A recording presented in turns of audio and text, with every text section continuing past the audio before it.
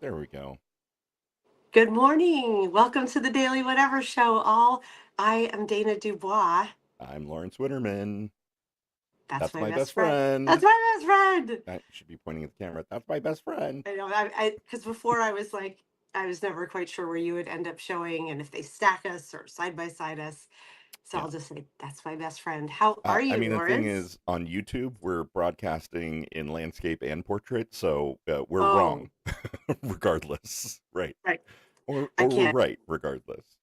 I guess, yeah, let's glasses half full. Why not? How are you this morning, Lawrence? Uh, I am okay. I am, a little overwhelmed with work, as I have been often these last many weeks, and Yeah. but I'm good.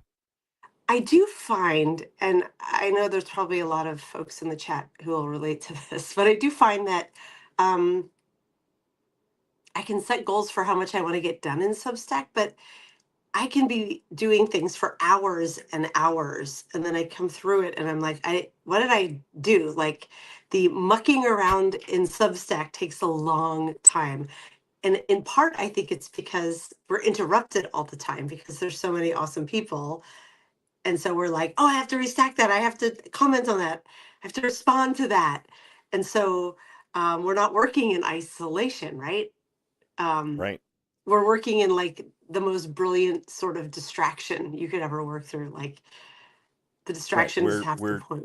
the gifted kids in a classroom with a bunch of other gifted kids and keep getting distracted because somebody wants to tell Right? us this amazing new thing they discovered, or Right. And the frenzy of the news cycle, of course, doesn't help one bit. yeah. So all of it together just results in this like, oh, I worked for a really long time and here I am. I Right. did one, maybe one thing got done, I worked for a but it's really also, long time, and also I'm not sure that my younger self would exactly understand what I oh, what I got accomplished. right. Not remotely, not at Right. all. And my parents and grandparents absolutely would not understand the context of this being a job where I got things done. Right. Yeah, no, not at all. So you sat in a chair and stared at a box and typed with people Right. and And that's your job. and and Okay. you and you got more We need people. to get her some help. Right. I did launch something yesterday though, Lawrence. That's very exciting. And uh-oh, I have to do my product placement and say we might have a problem. Empty bag on my desk. She goes through those like Okay, water. okay, so here's the thing, and this will tie together. I launched something new yesterday, and a big part of it is that there's audio recording involved that has to be pristine, right? Do you have any idea how many of those I gave to her to keep her quiet while I read a story out Oh loud yeah, it's all yesterday? coming clear now. Yes. And it took a few tries. There was one that I got like three-quarters of the way through, and she barked once, and I was like one bark or meow, and I'm going to let it go because I have to. Oh But then friend, she, you really need to use Premiere Pro or something. You need audio editing software so that you don't have to restart the whole thing over again. yeah, the thing is, I'm just using Substack Native, so I don't even think I can edit if I want Oof. to. I I don't. mean, you Maybe could I probably. edit something and then upload it for Yeah, sure. I have thought of that. I haven't done that yet. And I'm like, I could, and I don't know how to use that tool yet, and so that will slow me down, perhaps along the way. But can I talk about what the project is? I think a lot Yes. of you here know that, but um, I have finally and officially launched my, like, I have to come up with a name for this. It's like where my memoir lives, and it's called. Hold on, let me open the page here so I have it at the ready as I announce it. It's called I Write Out Loud, and every day, or nearly every day, I am going to post a new piece of memoir. Hmm. Both my it's a living project, so it's new stories. It is bringing older stories over to Substack, and with each one, I'm recording it so that you can read or you can listen. And I have the overview finally live late yesterday, which I will put in the chat here. And yesterday I shared my first story with the audio recording, and then I went live a few hours later. I'm going to do that with each story to give like a behind the scenes um, Amazing. recap. And there were so many whatevers there. There were so many people there. It was very fun. I'm going to do it again today. I'm going to go live at 4 p.m. East Coast, 1 p.m. Um, Pacific time. And my news story today is one from the archive. It is called My Dad, Dementia and the Things We Don't Forget. And it's a story I published nearly a year ago on Medium. I also posted it shortly after on the Memoirist on Substack. When I first got here, it was a like, oh, I should post to a publication that already exists to Nice. try to get readers. And this is like part of what the project is about is I have these things all over the place and I just want to like hug them all in one spot and make them look Aw. beautiful and all together. Yeah, that makes Um, sense. That's yeah, amazing. I'm really excited for this. thank you. I'm so excited about it too. So, um, I would love restacks of these stories. I am publishing these to Dana Dubois Writes. I'm going to probably cross post every now and then to Gen XC, but this is a me project, not a Gen XC project primarily. So, I have a very small following over there because everybody is over here on Gen XC and the Daily Whatever show. So, if you all would be so kind as to read and restack and comment or what have you, that would help elevate the stories because you know how Substack is. Yeah. If there's Yeah, no it's all signal, about audience size and traction and restacks yes. and yes, exactly. Oh, and I see that Shayla is here. We met yesterday on the live, and she is my first founding member of the Aw, I Write Out Loud project. Thank you for coming, Shayla. It was thanks, so nice to Shayla. meet That's you awesome. yesterday and to have your support. Can you guys hear Kira whimpering in the Oh background? yeah, yeah. We can Okay. hear her today. Uh, let me go grab a treat and open the back door before we welcome our guest on so she's not interrupting then. Lawrence, do Okay. you think you could for 30 seconds be charming? Oh, I'll try. I will Try to be try. With my charming. new haircut, I will try to be charming. Um, Ooh, it is nice. It's hard to see on my little phone screen that I'm looking at, but when I look mhm. here, very handsome. Yeah, thanks. I was fishing for that one. Oh, you're always handsome, Lawrence. And you're not in a t-shirt with a saying today. You're just in like this nice blue. Yeah, I this is a Christmas present from my family. So, Oh, and it's got long sleeves and it's still absolutely ridiculously cold here. So, yeah, I feel like we are anecdotally all talking about how cold it is, and we are collectively news-wise not talking about like why is it so cold? It's snowing in Florida, in parts of Florida. right. In Yeah, South Florida, it was nothing to do 30 with climate degrees. change, everybody. Pay No, no attention to the man behind the curtain. right, that Yeah, global warming thing was obviously a lie. right. Yeah, Our big hoax. Big hoax. freaking president said that. Makes me crazy. Okay, 30 seconds, Lawrence, take All it right. away. All right. Hey everybody. Our guest today is Teri Leigh. We will bring her on in just a moment when Dana comes back from giving Kira treats. Here, I'll give you an update. Some of you may know that on Sunday, the full moon, I did an impromptu ceremony at the moment of the full moon where I lit a black candle and I don't want to say I banished my ex from my life, but let's just say I cut cord with the guy that I just broke up with a couple months ago. Because I think, as people know, I've been struggling. It's been a really hard breakup, and I felt like I needed to do something, and that did not include calling him and telling him what an asshole he is. So there you go. I'm feeling slightly better for having done my candle ceremony on Sunday. Um, I'm yeah, glad you did that. Lawrence, the double whammy of the candle ceremony and the nose photo. yeah. I Well, I figured why shouldn't Substack see me at my weirdest and worst? and I think that's a really nice tie-in it to it our is very actually a perfect special. segue because somebody who talks about being the intersection of grounded and woo, which is I like to think where I also live, is our guest today, Teri Leigh. Teri, welcome to the Daily Whatever Show.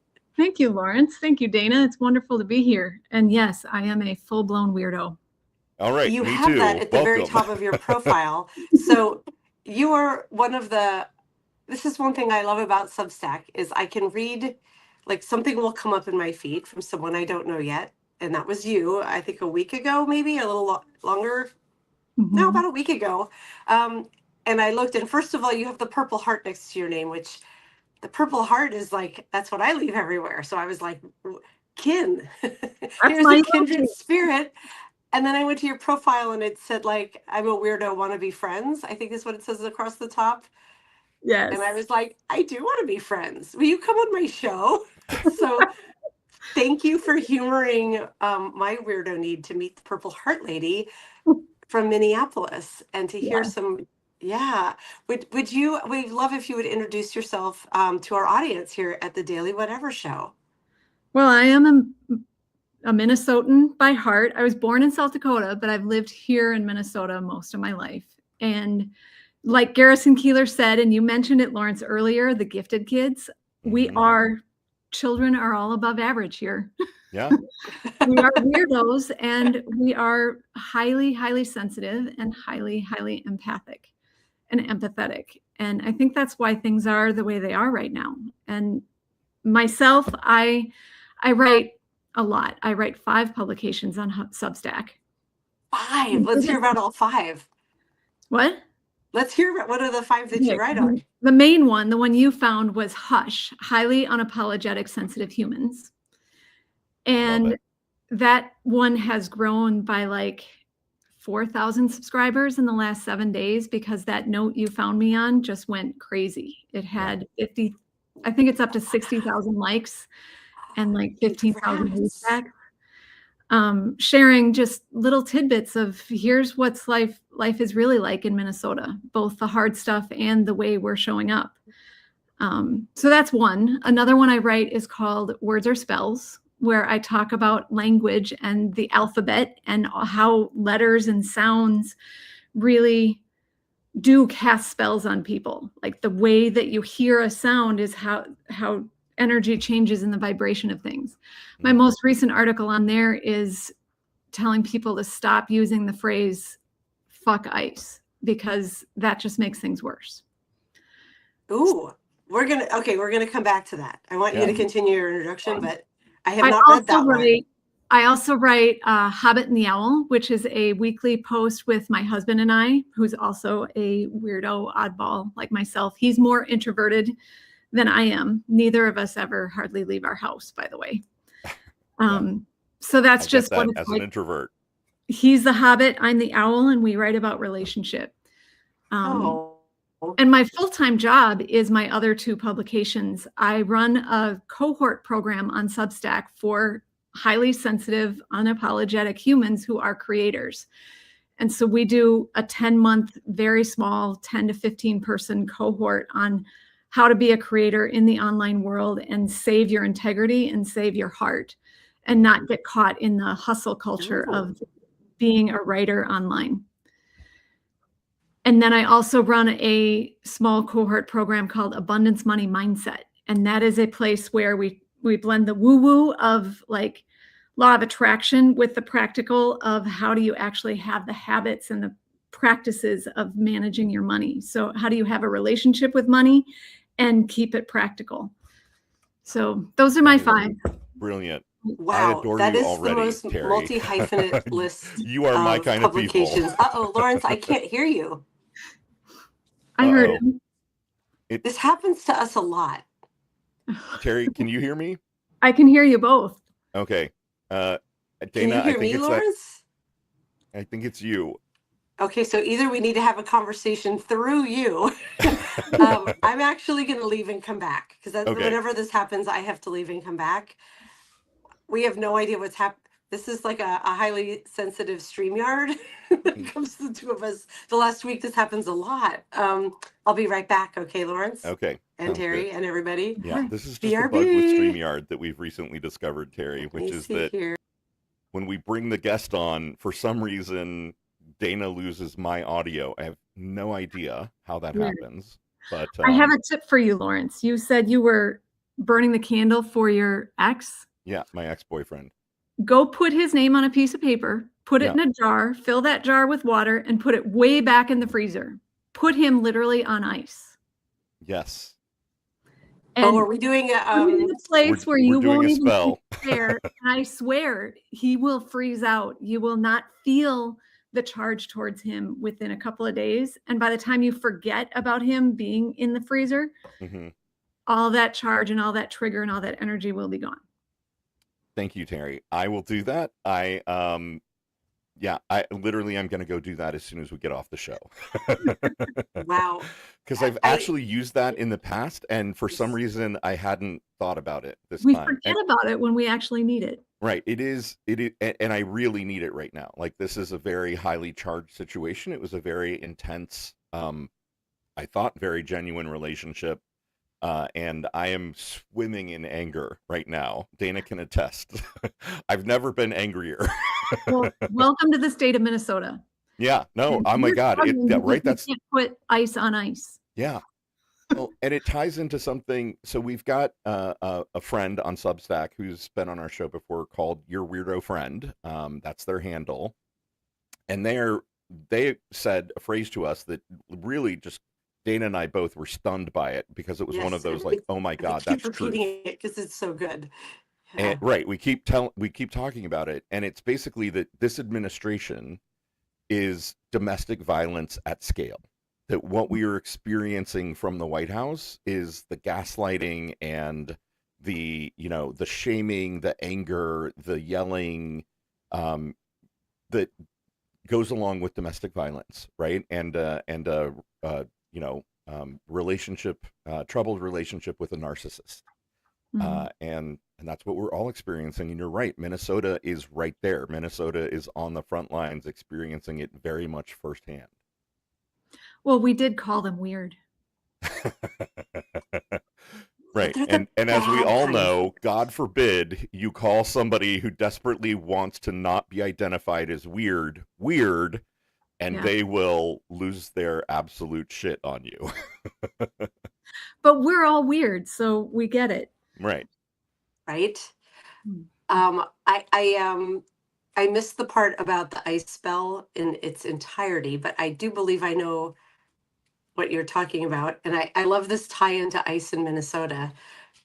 The ice spells in the freezer. Can I tell one funny anecdote? And then I want to talk about that. You'll see our show is basically, we're letting you in on our 45-year friendship here. Lawrence and I have known each other since the 4th grade. So we are indeed very long-term best friends. And so a lot of anecdotes come with our conversations. I had a housemate who lived with me for about 5 years, who moved out last June, and they were very witchy and did a lot of spells, and they were a ball of contradiction. They had a lot of good qualities and a lot of not such good qualities. And in leaving, they did not leave in the best of terms or ways, but they left behind, there's a spare freezer, or like a fridge freezer in my basement that we shared, and they left behind all their spells. They forgot them, and then they became mine, but they were not my burden to carry. And so Lawrence is kind of my spiritual guru. So I was like, what do I do with the frozen spells? And I ended up taking them and releasing them into Puget Sound and one summer day, and just saying, like, you are, at Lawrence's advice, you are not my burden to carry. I release you. Hopefully I don't have, like, who knows what following me around now, but right. Let the water cleanse it. Yeah. It was full of notes, and some had like trinkets frozen in the ice. I don't like, nothing crazy that would harm the environment. Too bad. But maybe some of those have washed ashore, and people are like, what is this mysterious pendant I have found? Right. Cleansed by the ocean, by salt water. Yeah. That is the hope. How do we cleanse ourselves and put this other ice to the ocean? That was a terrible segue, but maybe this is a kind of a piece of that. Don't say fuck ice, right? Like, yes. What should we be saying instead? What is, like, the word magic? Love. The answer to everything you're talking about is love. Like, and that's going to be the hardest, that we have to dig deep, and we have to find a way to love this administration. And Love Ooh, that's hitting my heart right here. I have to tell you, my every part of me wants to be like, no. How do you love this administration, Teri? You can't kill hate with hate. The only way to overcome hate is with love. Mm. And so you have to look at all these people as humans who have struggled or something that's making them hurt people. And the answer is love. And so look at Minnesota and you look at the clergy who just this weekend trained 1,600 people in a church how to sing in protest. And then they marched down the streets of Minnesota in the Minneapolis streets and they sang. I have it written down. I think Amazing Grace is what they were singing. Amazing Grace is one that they're singing. They were singing. If you want to absolutely destroy me, sing Amazing Grace. Out of love for each other, we will carry each other through. Out of love for each other will carry us through. Our love for each other will carry us through. Singing that over and over again as they walk the streets. And now those 1,600 people have been trained. I'm about to cry. To go sing that in their own smaller communities, not just down the streets of downtown Minneapolis, but to take it to the suburbs, to take it to the small towns. And then they post that on social media, and hopefully those millions of people watching us are then singing that themselves. Those sounds, those vibrations have energy.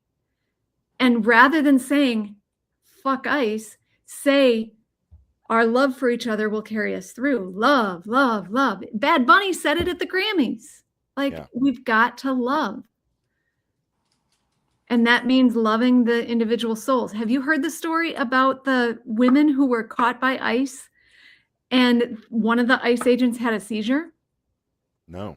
Oh my God. Women in Minneapolis, they were obstructions, they were obstructing or interfering, and they were caught and taken.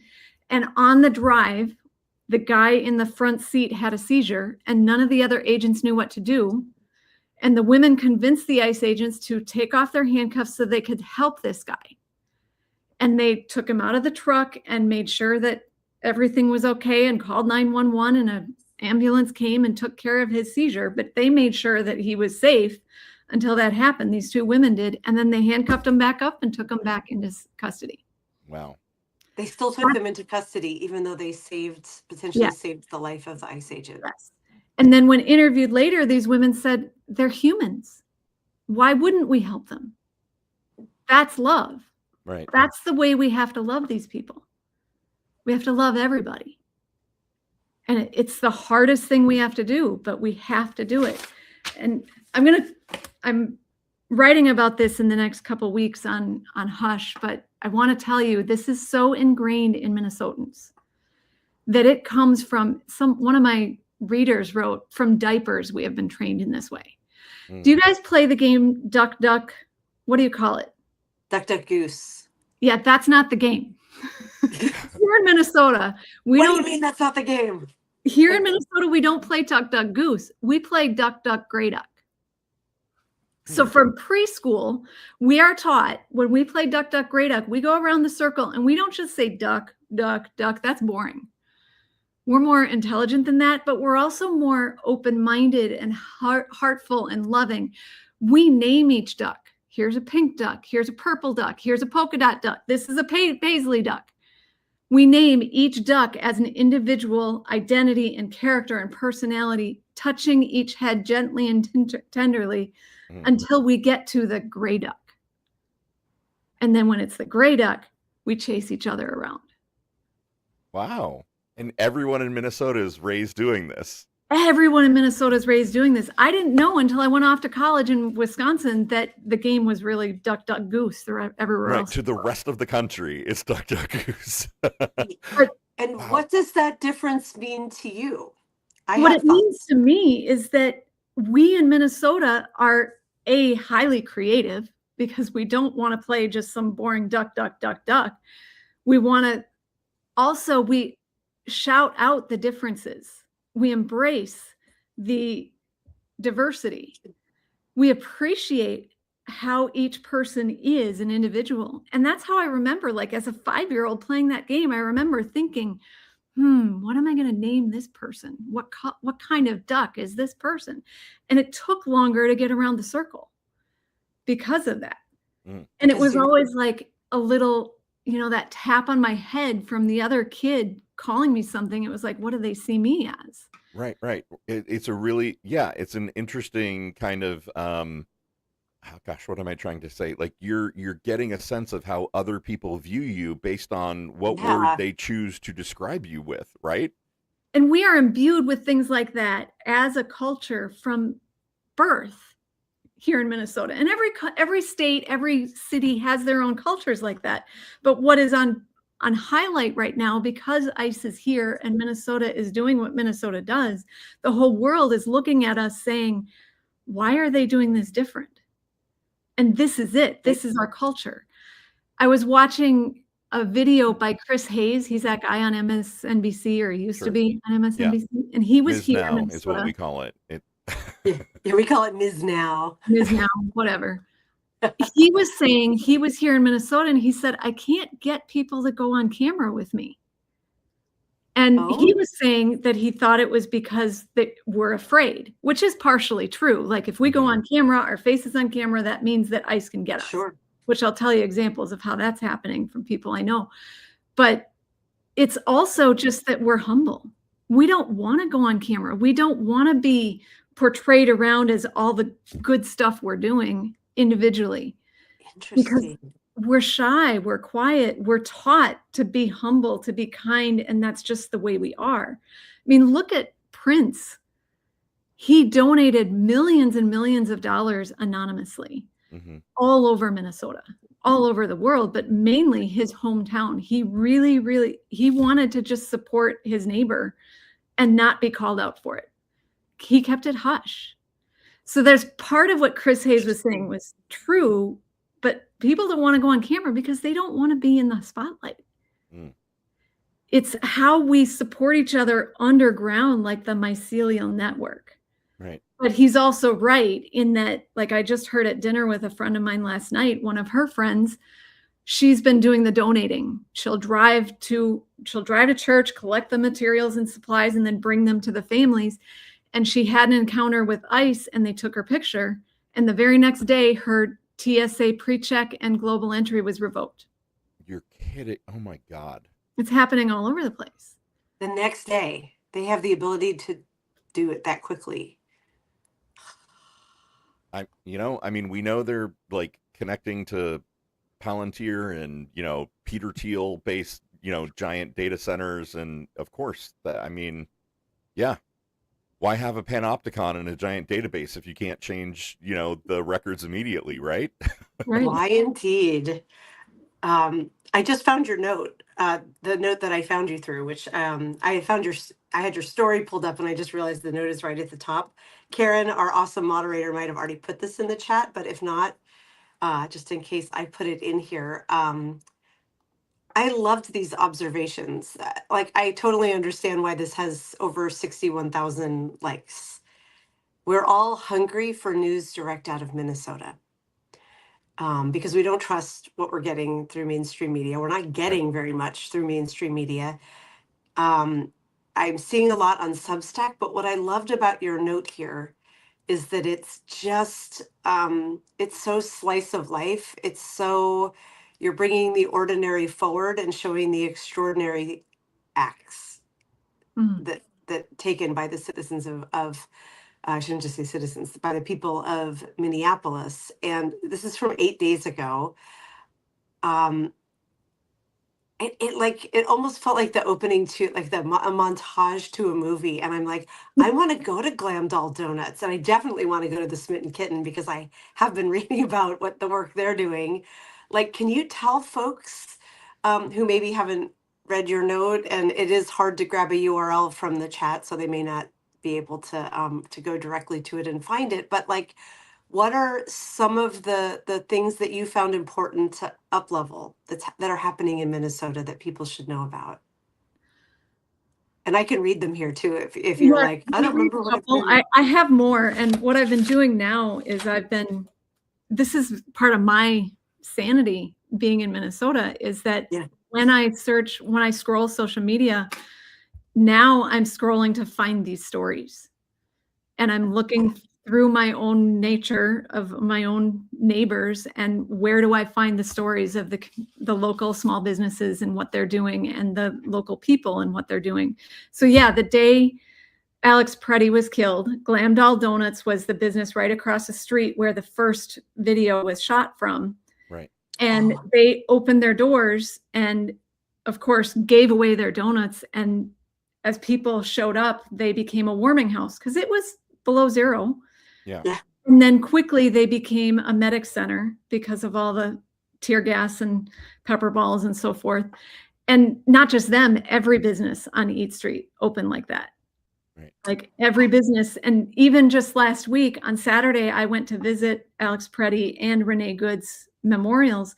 And every business has a big, huge thermos of water at their front entrance with cups. And at both, at the entrance, not entrances, but at the ends of both of the memorials, there are average everyday people with a card table giving away water, giving away snacks, giving away hand warmers. And it's not organized by any organization. These are just what Minnesotans are doing. Right. It's that kind of underground love. Another example that is not in my notes yet, that'll go out probably tomorrow, is Jackalope Tattoo. It's an all-women's tattoo parlor in Minneapolis. They did a flash sale where they opened at 7 a.m. and they stayed as long as they needed to finish everyone who could get one. And they did flash tattoos all day long, and they raised over $22,000. Wow. And did 85 tattoos, and they didn't close until 1 a.m. 7 a.m. to 1 a.m. and they had 250 people in line. Wow. And they just donated all of the funds that they earned donated that day. all the funds. They did a raffle. They did a couple other things, and they raised over $22,000. Yeah. Everyone's doing little things like that. And that's Is Minneapolis like a utopia? Because in my mind, it always has been this like gem of a city that I've never been to.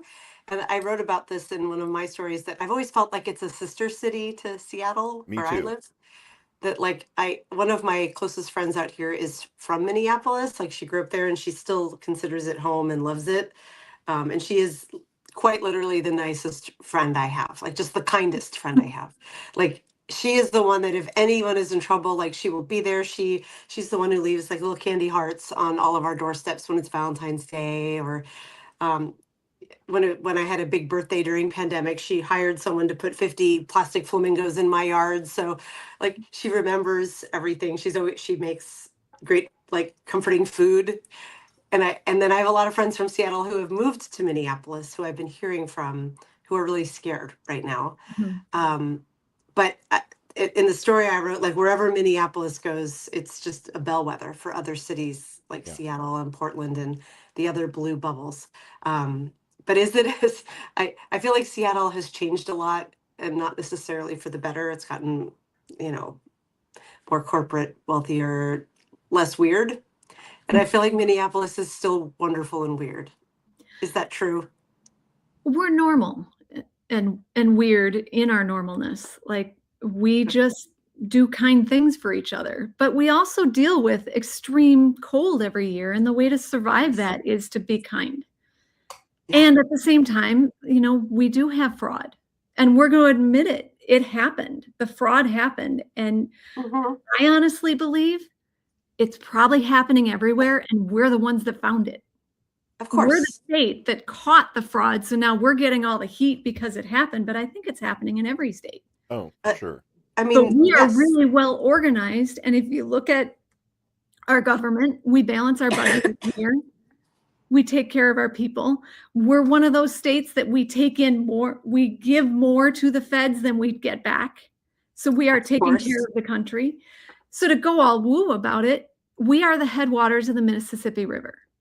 The Mississippi River spills its waters through the whole country. What starts here goes everywhere and feeds and nourishes and washes and cleanses everywhere. And when you look at Minnesota, our rich, dark soil, we are one of the best places for agriculture. We have access to more fresh water with the Great Lakes and the 10,000 lakes. Like we are the land of pure water, and it's going through the whole country. It's no surprise to me that we are such a North Star to the world right now. Right. And we have our troubles, but we deal with them and we own to them and we figure them out as best we can. And so, yes, it's a utopia, but we deal with cold. Do you want to come live with 40 degrees below zero with wind chill? I do not. Lawrence and I grew up in Florida. I loathe Florida, like we both do. I do love living somewhere that the weather is not considered ideal, but it is pretty temperate. Like if it gets in the 30s here, that's cold for Seattle. I have my back door open right now for the dog, and it's a little chilly in here. It's probably about 45 degrees. That's a good level of cold for me. I do have this theory, though, that I'm choosing my words carefully, of like people who live in places where the weather is imperfect are more resilient people. Typically, people who live in a climate where it's always sunny and nice and mild, like there is a lack of adaptability. Yep. That I think that there's truth to that. And what you just said about the soil and the clean water and the head of the Mississippi, like it just gave me goosebumps. What a beautiful way to think about the power that Minneapolis is putting into the world being represented like right in the earth. Oh and my God, that's so cool. I'm seeing some of this stuff in the comments, and I want to address that. Like, how do you support fake daycares? And do you support illegal aliens breaking the law? Wait, what comments are you looking at? Country, we have these same issues that the rest of the country does.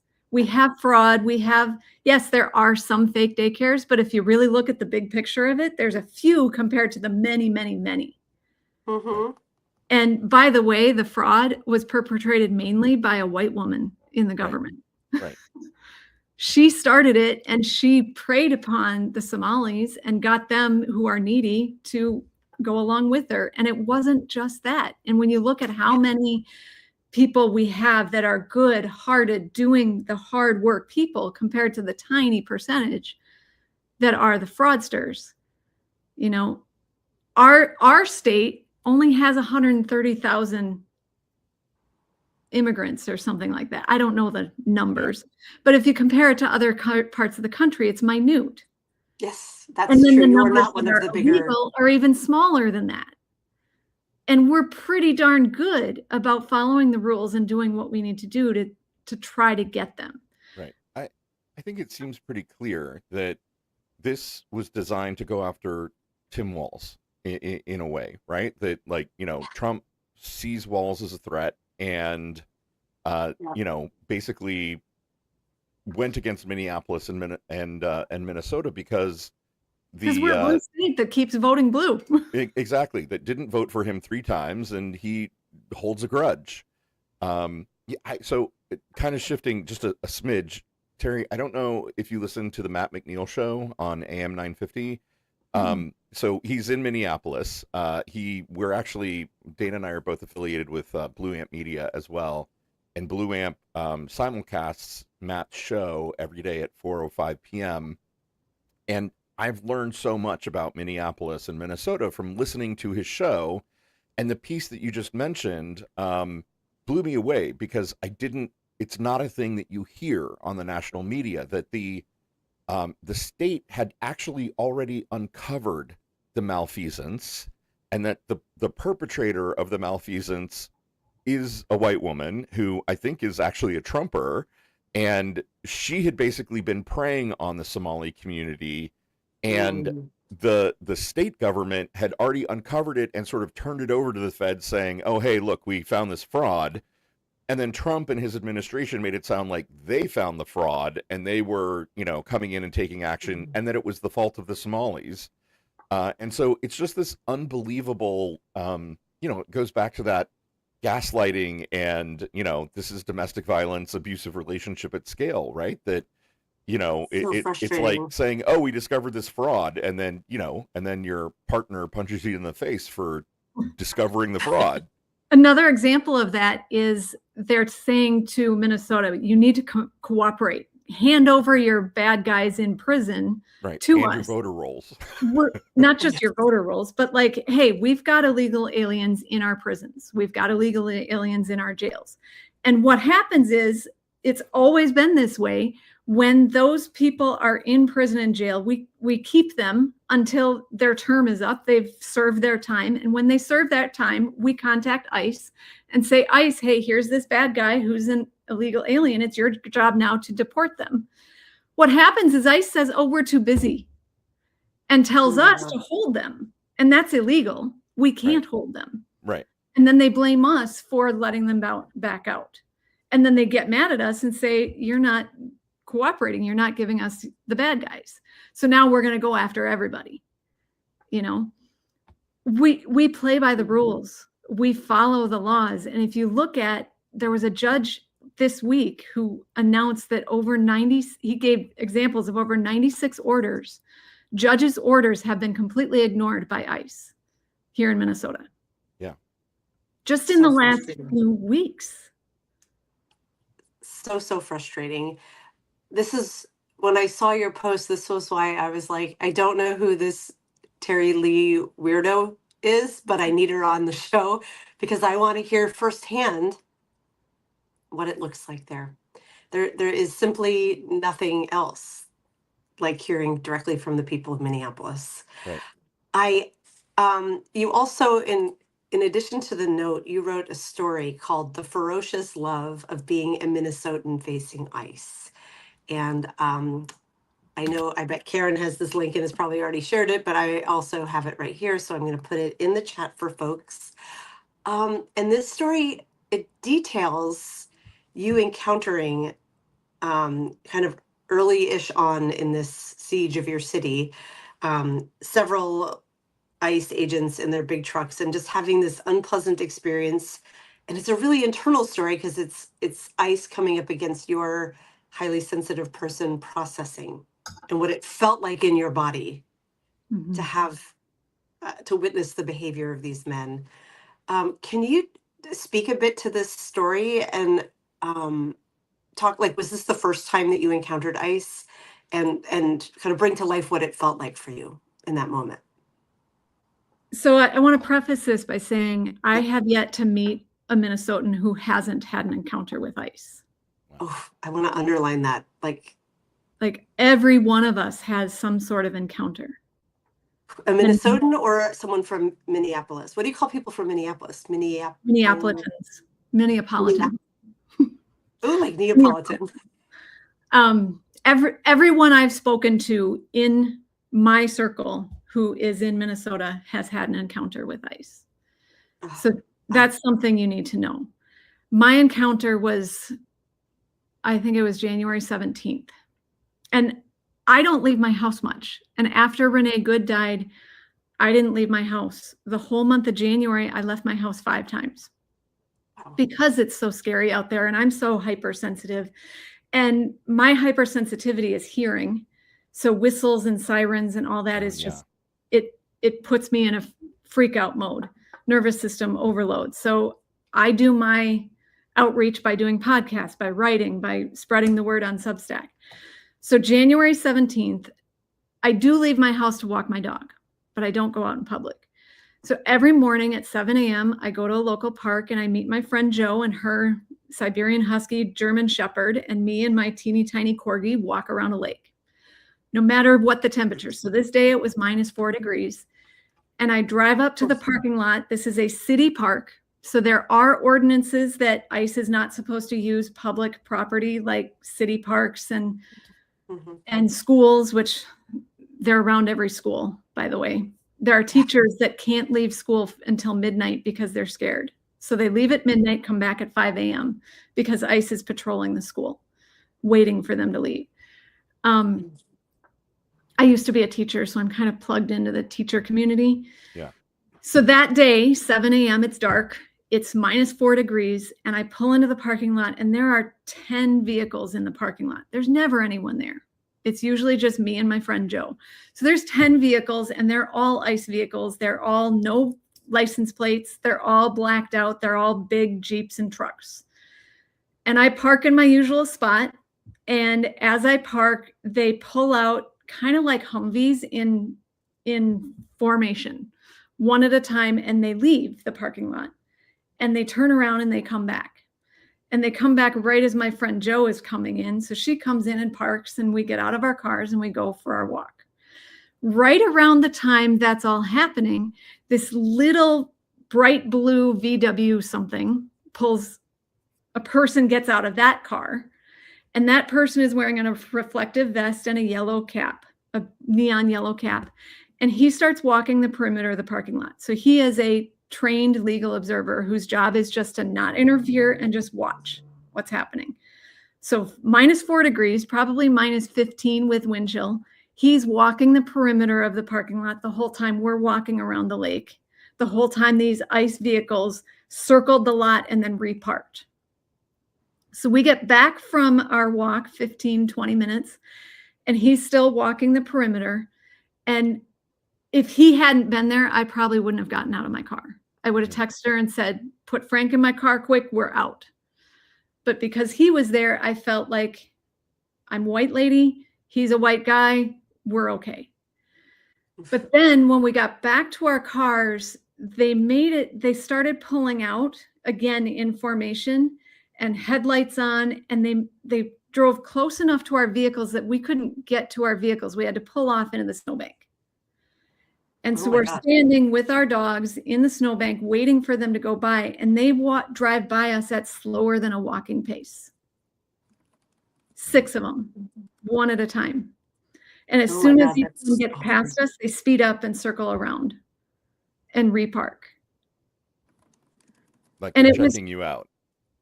They were, and it was dark out, but they were checking, are they white? Are they okay? And we didn't have whistles. We didn't do anything. They were like daring us, do something, old lady. And I don't fucking care about your dog. Right. Sorry, I cannot swear. You're welcome to swear here. And yes, if ever a situation deserved it. Yeah, when they potentially almost harmed your dog, I was like, even more. Terrifying. And at the same time, like, every part of my bones and my being was like, I've got to stand my ground here. This is my home. Right. And so I just went in, I'm a yogi. I just went into mountain pose, and I just went into deep breathing, and I just stood there and stared them down with, we're all okay here. Like, this is a safe space. And they went on by. And on my drive home, after that, at every major intersection where there was a bus stop, there was a person with a reflective vest. And one even had little teddy bear ears. And that said to me that these signal network underground chats, like they know the parts of the city where ICE is patrolling, and they go out immediately. Because there are other times I've driven those roads, days I go to walk the dog, that there's no one parked standing at those bus stops because ICE isn't patrolling that part of the neighborhood at that time. Yeah. And I've been back there, and there haven't been ICE since. A week later, driving home from the dog park, I got passed by EMT and a couple of police cars with their sirens. A mile up the road, I get to an intersection, and there's a head-on collision. So before the police got there, before the ambulance got there, ICE had taken the person in the car and disappeared. Wow. Oh my God. And that's happening on a daily basis here. There are so many cars being left and abandoned, both accidents and not accidents. That's what my friends from Minneapolis have said that has stuck with me the most, of like, there are abandoned vehicles all over Minneapolis. Just people disappeared, and they just leave the cars. And then the neighbors have to go move the car out of the way, call the tow truck, deal with the dog in the back seat. And that's what we do. We find a foster for the dog. We stop the car from running. We find out who owns the car, call the family, and figure it out. Oh my God. Like, we are living in the dystopian horror, right? And Minneapolis is just experiencing it first. And we are charging the streets singing. There's a group of men, a group of musicians, drummers, are taking their full drum kits out into different parts of the city and drumming out ICE. Nice. They did the full Stone Arch Bridge a couple weeks ago, and I think just this weekend they were at all kinds of different locations, including First Avenue. Oh my God. That Yeah. must be powerful to witness. I just, I love the idea of filling the streets with music and drum beats to fight what it is Right. you're up against. Fight How hate. to fight hate. Um, I I'm, I really want to, Terry, I want to ask a question, Dana, if you don't mind. please do, because I'm like too, like it's all right here and nothing is quite coming out here yet. So you go. Well, so I found the concept of highly sensitive people through Barbara Scher. I don't know if you've ever heard of her. Mm-mm. So she kind of has this concept of scanners, right? Like she mostly approached things from sort of a career. She's written several books on like, you know, they're always kind of funny titles like if I knew what I wanted to be when I grew up, like I could do anything if I knew what that was. And her concept was just like there are people who kind of are constantly scanning the environment and are highly attuned. And part of the reason, that they can't really find careers is because we have so many interests. There's so many things that excite us. And, there's kind of a lot of overlap between like highly sensitive person and Barbara Scher's scanners concept and maybe even a little bit of, like kind of how you would describe autism in a way. But I'm curious. So that was how I found the concept of highly sensitive people. And then Dr. Elaine Aron, of course, who has done all of her work. I'm curious about your experience and how you came to the concept and kind of recognize, oh, hey, this is me. This is what this is. Because maybe there are people on our chat today who are scanners or HSPs like us who don't know yet. I think I might have stumbled across Elaine Aron's work maybe a decade ago. Yeah. But I don't think that was my introduction. I think my introduction came in childhood. Mm. And in childhood, I went through some pretty minor but significant religious trauma. My parents were and still are deeply, deeply spiritual religious people. And we went to a Lutheran church. And the Lutheran church preached, I love God first, my neighbor second, myself last. And I didn't agree. I was 10 years old and I'm like, why can't, if God's in everything, why don't we just love it all? And the church persecuted me for that. Oh my gosh. You were a child. I was a child. I was 10 years old. I was put into timeout and told I was a bad kid and I'd go to hell and blah, blah, blah, blah, blah. And that was my first experience of like, oh, I am weird. I am different. I was the kid who sat on the swings reading books rather than playing with the other kids because there was too much noise and too much stuff going on in the playgrounds. Right. And hi buddy. Me too. Can attest, I was there. Right. Dana remembers. Yeah. So when the church persecuted me like that, my dad saw me crying after church and he's like, we're never going back to that church. And they started seeking. My parents started seeking a new church, a new spiritual home and whatever. And they found they were amazing. This was 1983, 1982, 1983. Yeah. And they found various intuitive development classes and spiritual awareness classes and intuition and psychics and so forth like that. And my dad went to a class on seeing auras and reading chakras, and he came home all excited. These people have colors. I'm like, yeah, Dad, yours is blue. Like, I've seen them my whole life. As a child, I started to recognize, oh, I'm different. I see things that other people don't see. And I just had a parents that encouraged that. So I kept doing that. And after 10 years of teaching high school, I taught yoga because it made more sense to teach chakras and auras than it did to teach grammar and punctuation. But I've always been more sensitive. I was always the kid, you're too sensitive, you're the weirdo, you're the one that doesn't quite fit in. And then when I started reading Elaine Aron stuff, well, yeah, duh, that's me. Right.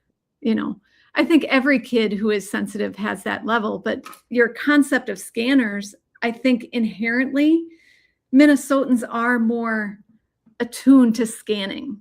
Right. We are the type of people that we notice who's not being fed. We notice who's not getting their needs met, and we just step up and do it. That's why we bring tater tot hot dish to everything, so that we can serve people and feed them for 3 days. It's just who we are. And then there's people like me who take that to a heightened level, because I took all the hearing tests in school and blew the nurse out of the water because my hands kept going up way past the dog whistle type hearing capacity. Right. Same. So I'm a weirdo that way, and I just embraced it because my parents embraced it when I was young, rather than being told you should suppress that. I was encouraged. It's your superpower. That's amazing. It is my superpower. It is a superpower. But I really feel like right now my job is to tell the world, like, that sensitivity is what we need in the world right now as all of this is going on. Because that level of seeing someone in pain, and how do we serve that pain so that it comes to love. And that includes the ICE agents. So yes, if I were in that car being taken away with someone having a seizure, I would be serving that person too. Yeah. I would too. Right. I in the moment, that's just how I know that's how I would react. Even if in this moment I'd be like, no. And there's something you said about in that human moment. Yes. People who have gone through trauma are more keyed into that scanning. For sure. The more we've experienced trauma, the more we have it in the bones of our ancestry, the more we're alert to it and aware to it. And so one of the comments that just popped up, I hope you can get rid of your Somali problem soon. The Somali people have been through so much trauma that they are more sensitive than the rest of us. And it's the Somalis that are manning our hospitals. It's impossible to show up in a hospital in Minnesota without being cared for by a Somali who really, really pulls their whole heart out and gushes that heart of love over every single patient. Yeah. My best friend died January 2020, and I spent 6 months, she fell and broke her neck. And I spent 6 months feeding her breakfast every morning in hospitals and rehab centers and hospitals again before she died. And every single day there were Somali people serving her, washing her, cleansing her, loving her. Every one of them came in, "Hi, Mama, how you doing?" They loved her with so much love because they've been through trauma. That's why we welcome refugees into our state. Heck, my Mayor Her is among immigrant. And you know what she did? She posts videos of herself in her house making egg rolls. Herself, just her, making egg rolls, saying, "I'm going to take these out to the demonstrators." And then she's got her big tray of egg rolls and she's put in her car. And then she comes out and makes a video of herself. "Well, I was trying to take them, but my car won't start because it's cold." Yeah, so human. The human impulse to feed and to nurture. Are you looking at comments on YouTube? I assume if people are saying things like that. Yeah, whatever's on your feed over here on the side.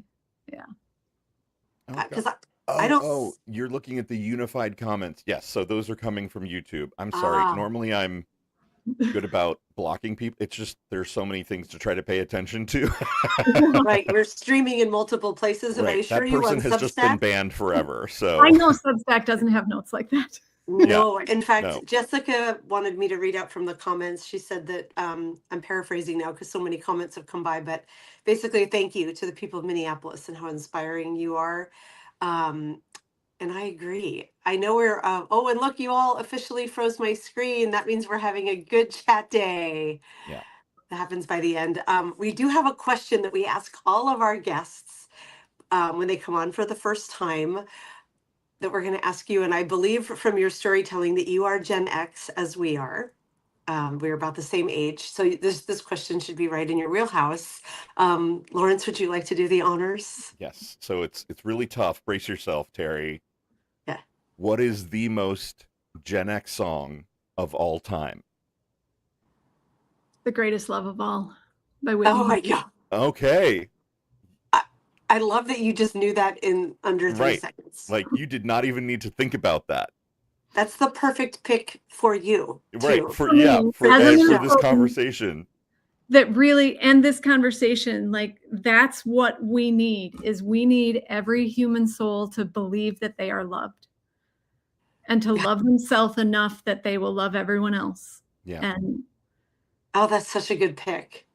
I And I mean, feel like, yeah, and it really is such a Gen X song, right? Because it was absolutely ubiquitous when we were growing up. yes. Everyone knew it.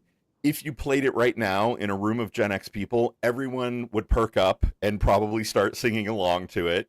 and roll their eyes, but Right, roll their eyes, because we've all heard it 100 million times in our lifetime so And far. it's so earnest, right? But it's so good. And her Yeah, it is vocals. an Oh, absolutely beautiful song that dominated the charts when it came out. That is such a good pick. right. And I have to add that I believe as of yesterday, Jason Odell, who's a frequent guest of our show, he's starting a playlist for us, Lawrence. Oh my God, that's amazing. I Thank you, know. Odell. That's Of, incredible. of picks. No one has ever picked it. Maybe someone picked I Want to Dance with Somebody, but no one's ever picked that song. So, Yeah, and we don't somebody hear picked Whitney I Want to very Dance with Somebody, but like Whitney really is a Gen X mega superstar. Like it's almost Yes. hard to, you could say she was the Beyonce of her time, but bigger than Beyonce, right? Because there was just one of her. Mhm. It was like Yeah. Whitney, Madonna, maybe Cyndi Cyndi Lauper, Lauper. Michael Jackson. There were like a handful of mega superstars, and she George was Michael, one. Prince. Yeah. Prince. Yeah. Yeah. Okay. This has Terry, been thank so you much so fun. much. Thank you for joining us. Dana. Thanks for spreading the word about Minnesota. Yes. Thank you for indulging my whim of like, this seems like a cool human who we all need to know. And I'm so glad we know you now. We should do this again. I would love to. I'd be honored to come back again, maybe Oh, under it better would circumstances. be our pleasure. Right. Yeah. And next time we're going to talk a lot about HSPs and scanners and Yes. and the work that you do, I could because talk that's for hours about 100% my jam. Oh my gosh. I love it. Shamanism, 6 years of shaman study. One of my very best friends is a shamanic practitioner and teacher. Yeah, I don't think Shar Sundust is on the Right, chat Shar's today. not in the chat. Of all days for Shar not to be here. You should go on her podcast. Yes, for sure. we've got You and somebody to Shar, introduce you to, Terry. two people. I also once a month do a crone cocktail hour, kind of witchy hour chat on the new moon Right. with Karen Marie Shelton and Oceana Teffenhart. And I'm like, ooh, you and Oceana would. Yeah.